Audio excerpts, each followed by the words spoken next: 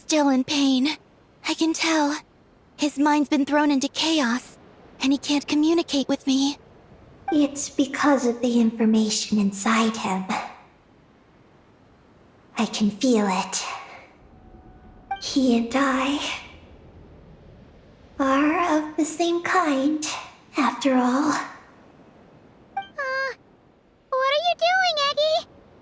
His body has information from Ungin's circle within it. Do you remember how there were moonlight vines growing near that terminal? You mean he was the one who absorbed the information from there? Yes. That information may contain details regarding Project Moongazer. That must be why I'm here. But you'll be putting yourself in too much danger! Paimon, let Ninin go. She was born on the moon, and I was the one who, out of worry, sent her to a place thousands of miles away from home. She did everything possible to return here with your help, back to her homeland, all for the sake of her mission. That determination, it's remarkable. I don't think she wants to be protected, even if it's out of goodwill. But Columbina, Paimon's worried precisely because she's trying so hard. You know, even though she's hit her rebellious phase and hasn't shown Paimon any respect for a while now. And maturity is what follows that period of rebellion. Paimon, if you let me go, I'll respect you so much, even the moon will seem less important by comparison. But this guy's huge! What if it swallows you? If that happens, then that must also be part of my mission. How stubborn can you get? Stubborn is one way to put it, but you could also say that this is a wish she holds most dear. That's right. Then go, Ninin. I have faith in you. Let this ray of moonlight bear witness to your choice, and bless you on your journey. This is... Thank you. Here I go.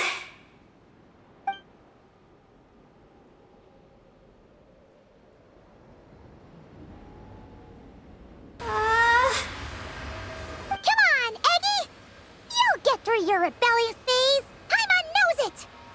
I can do this.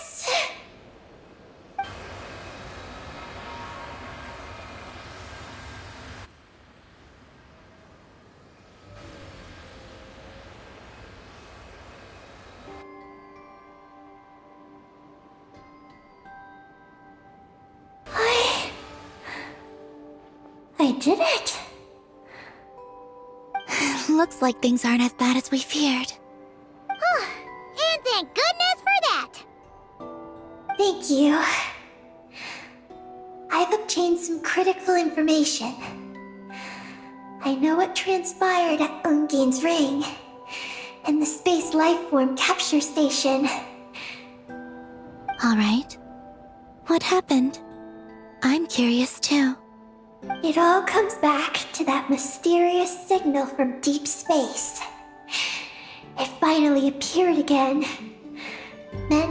Many years after the Dragon Pioneer's passing. But, even so, the Moongazer Tower he designed, the Eye of Ibn Bellum, captured the coordinates of that second signal. Wait! He finally did it?! Awesome! So, where did the signal come from? From the depths of space. Far away from the moon. So far away that the spaceship could barely reach it. And even then, it would lack sufficient energy to return.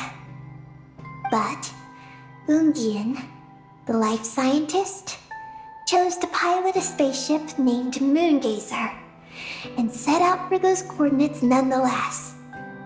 Wait, did he go cuckoo or something? Or was he not planning to come back? Perhaps it was enough for him that he'd be able to decipher the signal. And at that distance, he might have been able to transmit his discovery back. So, what happened? He disappeared into the sea of stars. And the dragons did not receive any messages from Moongazer thereafter. So, he failed. No. Years later, the Space Lifeform Capture Station was suddenly ramped by an unknown object. After emergency repairs were complete, the researchers discovered that the object that ramped the station was a cloaked spaceship. Cloaked? Like, invisible? Could it have been? Yes. It was the Moongazer. Though why it was cloaked is a mystery. Ungian's wife, Magis, was the first to enter the spaceship. But she only found a round, black, spiky creature inside. Archeloon spectrometers indicated that the creature matched Ungian's data signature. What happened? Magis ran a series of tests, and thus discovered that her lover was fusing with some unknown creature. Oh, that's terrifying! Was it the mysterious space life form that had sent the signal? Did it eat Ungian? Could he still be saved? Unfortunately, the dragon researchers had never encountered such a situation before. At a loss, they could only watch helplessly as Ungian transformed into an entirely new life form. Then, Ungian awoke, and he passed a message to them. There is no information about this. Ah, seriously? There's still some missing intel? Hearing all this, Ungian had it super rough. He tried to capture an alien, but ended up getting caught himself. That's not the case. The ship's logs show that the creature emitting the signal didn't attack Ungian. Instead, he was the one who chose to fuse with it. In this way, the creature was able to overcome the language barrier and pass a message to the dragons. What a surprising turn of events. It seems that message may be the key to understanding Project Moongazer. I'm getting more curious about what it is by the moment. So, was Ungian still alive after all that? After delivering the message, Ungian began to die.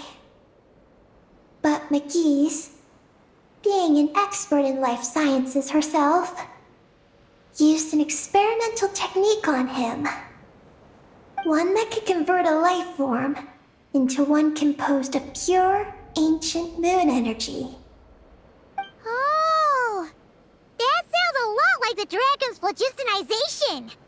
So, did she succeed? To an extent.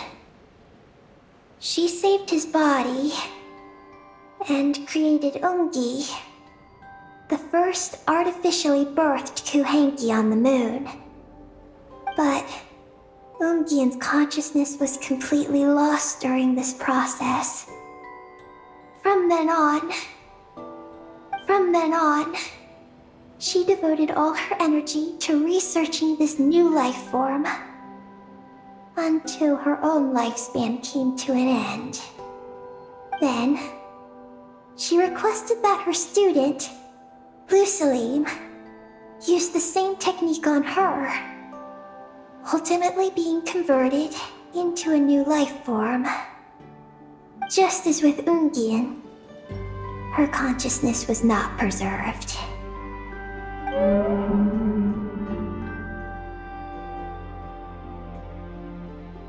So this is your story.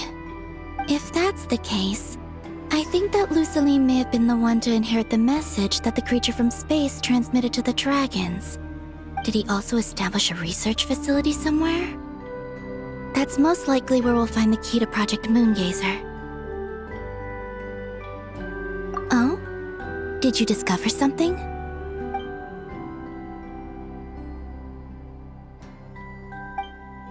It was destroyed by a descender from beyond the heavens? In that case, I fear the great ruler of the firmament is the likely culprit.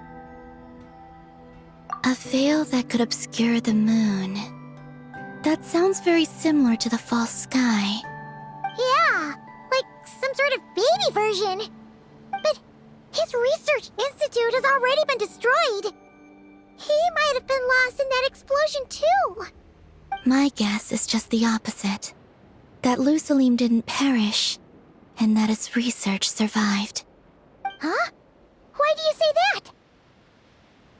As you can see, apart from the Lunar Sea itself, none of the draconic facilities have been destroyed. Not the Eye of Ibni Bellum, not Ungian's Circle, not the Space Lifeform Capture Station. Their survival doesn't seem in line with the plan laid down by the one who changed the world. So, you're saying that Lusaline protected them somehow? Yes. He might have struck a bargain using the fruits of his research, and followed the ruler of the heavens thereafter. That makes sense. And if it's true, he might have continued Project Moongazer elsewhere. But where? I do know of one other place on the moon. If Project Moongazer was hidden anywhere, my guess is that would be it. However... Ninin, is there something you haven't told us? Huh? Among your kind, only you have a mission you seek to fulfill. Oh, that's true. Now you mention it, Eggy's buddies all seem super carefree. Don't worry. I won't force you to answer. I just want to know more about you. After all, out of all the terminals we've seen, not a single one seems to contain information about you. I don't know either. It's okay. I'm just curious. If you don't want to talk about it, you don't have to. We trust you. What if I really am hiding something from you? I'm just... curious too. Keeping secrets isn't always a bad thing. I learned that from a friend. But if I do get angry, I might take the hat I gave you back.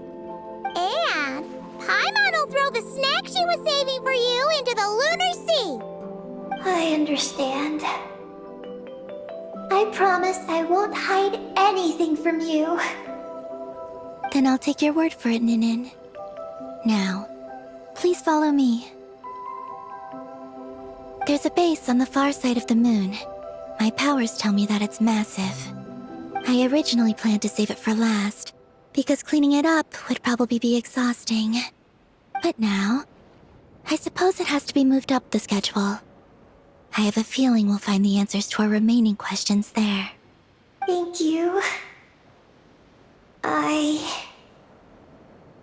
How can I repay you for all this? Look, Paimon. Don't you think Ninin's matured even more now? You're right. She's actually talking about paying us back. But we're friends, so there's no need for all that. Yes. She taught me that lesson, actually. You could stand to learn it too, Ninin. Well then, follow me when you're ready.